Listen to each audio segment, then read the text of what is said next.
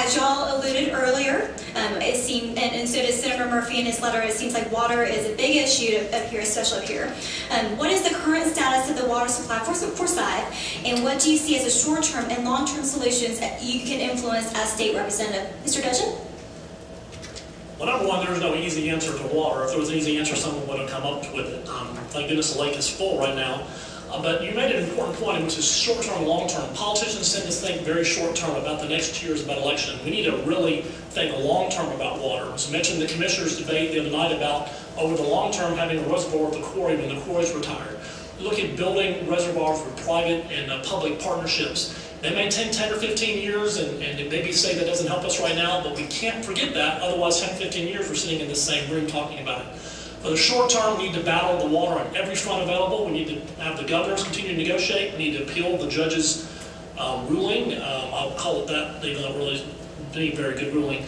And do everything in our power. We need to look at interbasin transfers. I know Jack Murphy's working on it. Lots of smart people have to come together and work on that short-term water plan, and that needs to be the #1 priority.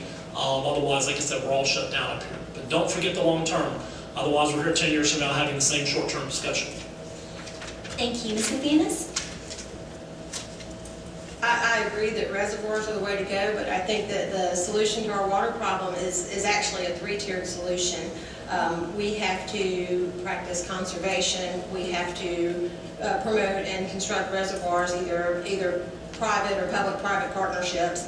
And then we also need to negotiate with the state of Tennessee. Tennessee has plenty of water. They have enough water for the next 1,000 years. And we all have something to bring to the table, so we need to start negotiations with Tennessee. You know, what we also have to remember about water is that it's not just about water, it's about economic development. And Florida and Alabama are always going to outnumber us in Congress, so we need to solve this issue for ourselves, and not necessarily, I have more confidence in the people of the state of Georgia to solve this problem than I do in the Army Corps of Engineers. And so I think that we need to practice those 3 things, and that'll take us farther than anything else that we've seen so far. Thank you. Mr. Wright? Conservation is a good step for the water, and certainly making sure we do the right thing to keep the levels up. But regardless of all that, come July of 2012, we've got a deadline, and the water is going to be a moot issue if we don't solve the problem with Alabama and Florida.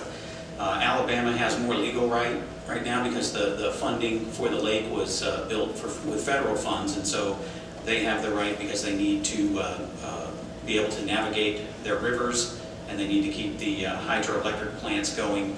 Georgia has a moral issue because it comes down to drinking, and so you don't want to call a federal judge's bluff when he says you're done in 2012, but we do have to work out the reservoir. We do have to work out where we are going to get this. And then Senator Pearson has a proposal. I mean, he's no longer going to be a senator, but his proposal is to increase the level by 2 feet, and I'd like to see some of that. But ultimately, it will come down to Congress. Thank you. Mr. Dudgeon? Yeah, I agree with Ms. McManus and Mr. Wright. I will point out that every drop of rain in Lake Lanier falls on the state of Georgia, so I see from a moral perspective that we have some right to that water. I heard it half-joking suggestion we should put a pipe on the other side of Beaufort Dam, and every time they turn the dam on, we just pipe it out and send it into Forsyth County. I know that's a joking answer, and I'm not trying to say it's not a serious answer, but we need to make sure that we keep a moral high ground. That water does fall on our state. There's hundreds of years of natural law that says we have some right to that water. We do have to treat the federal judge's order as if it will be enforced, though, as Senator Murphy and Mr. Hamilton said at a forum a month or so ago, it's hard to believe they really would turn off hundreds of thousands of people's waters, but you have to act like they will. And the things we talked about, conservation, working with short-term issues, is interbasin transfers, an idea that Ms. McManus had for Tennessee, great idea. Love to see that. Maybe we can go move that rock that's been in the wrong place and be that part of the Tennessee River.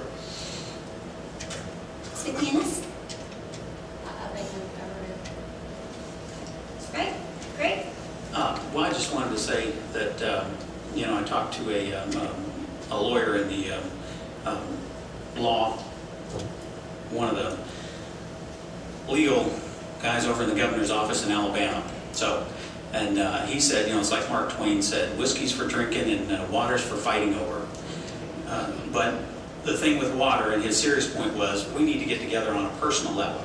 The legislature, citizens, like Anna had suggested earlier, just get together and before the lawyers get into it, before any legal issues take place, make a decision, find out what the bottom line is with Florida, find out what the bottom line is, and settle it on a personal level like that, legislators among legislators. Thank you.